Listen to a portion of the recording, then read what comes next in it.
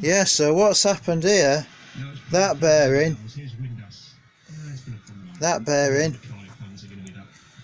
has come off that stub axle nice and clean. This one that disintegrated, turn that down a fraction, this one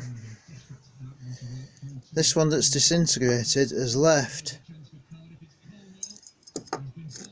that race on the stub axle, and it is the race that's collapsed. That's the race that's collapsed. So that's your stub axle.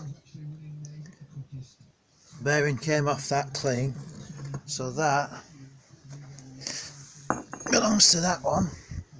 Not that it matters. So now what we're going to do, that race has been left on the stub axle. So a lot of people will tell you you've got to buy a bearing separator to lip it away from that and create a little gap, and then use a puller to pull that. But I'm going to have to pop you down for a minute. What we do in Richard's garage is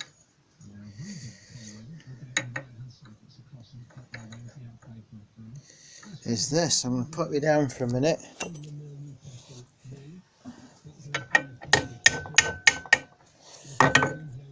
So what you do, instead of dashing out to Machine Mart and buying a bearing separator that only gives you 3 or 4 mil, if that, 2 or 3 mil, and then a puller to pull that, what you do, you take a sharp chisel, send it into there, equal all the way around as much as you can get. I know it's difficult that side, but you'll get enough from that side and that side. You'll get enough in it to tease it out equal, and then just tap it up equal. So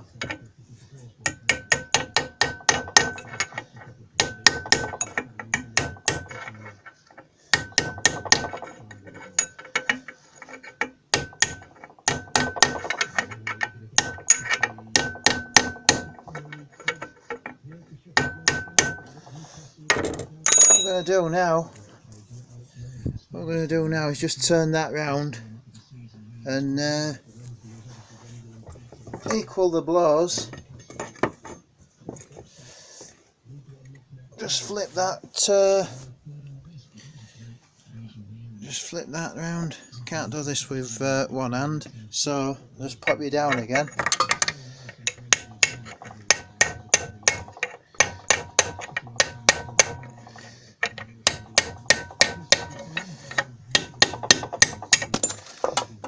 That shot off. So as long as you equal your blows and don't kink it, so it's snagging on the spline, as long as you knock it off even, you'll get that off.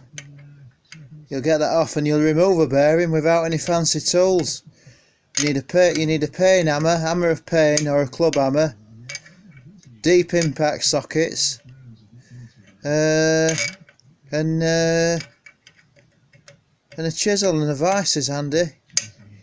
You can do it without a vice, but it's a struggle. I mean, a vice, everybody's got a vice, and if you can't get that off, it's really tight. You can get the chisel in. You can get your chisel in.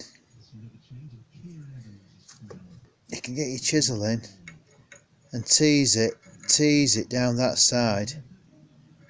You can tease it out like that enough, and then if it's really solid and won't go, you can carefully cut.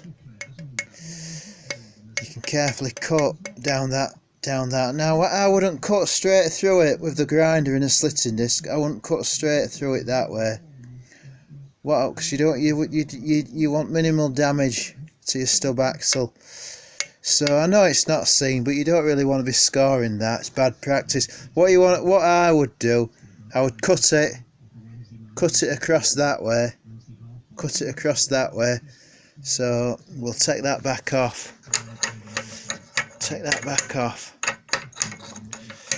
And I just have a look at this.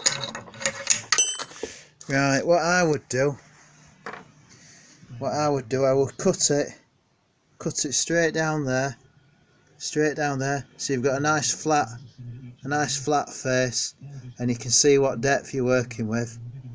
So cut straight down there without scoring that. Cut straight down there, and then you'll be able to get in with your disc. You'll have teased it out enough. You'll be able to get in to put a cross. Put a little cross in there, taking great care not to go through onto that, and then simply tap it off. It'll not have the metal to retain its strength to hold. So you whack that with a chisel, that'll pop off. So don't go buying any fancy tools. And I can put these bearings in with the vise and impact sockets. I can use the vise as a press, but they are very, very tight, and I've got the use of, not here, I've got the use of a hydraulic press to put them in. So I'm gonna go and use that, but I can use the vise. So you can use your vise, and or you can knock them in carefully,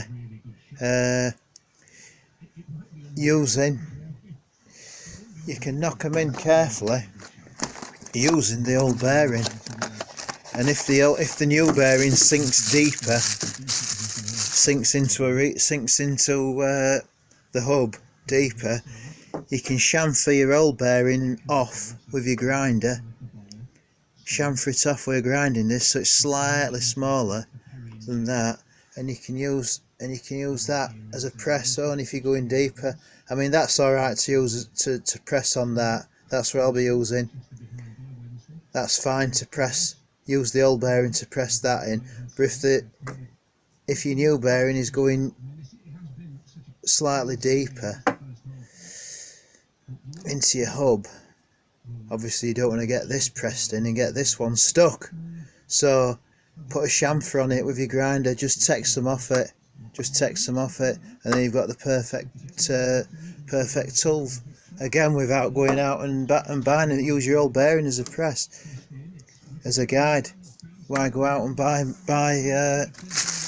more tools? But yeah, so that is how you remove a stuck bearing race from your